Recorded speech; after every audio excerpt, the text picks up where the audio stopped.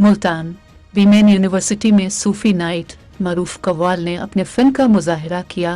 Women university Multan के शोबा अंग्रेज़ी के ज़ेर एहतमाम होने वाली एक रोज़ कॉन्फ्रेंस के शुरा के लिए सूफ़ी नाइट मुनक़्क़द की गई, जिसका एहतमाम LPP ने किया था। तकरीब से खिताब करते हुए वाइस चांसलर प्रोफेसर दिक्कत उज़्मा कुरैशी ने कहा कि मुल्तान की एक पहचान यहाँ का सूफ़ी इज़्म है जो सदियों से चला आ रहा है।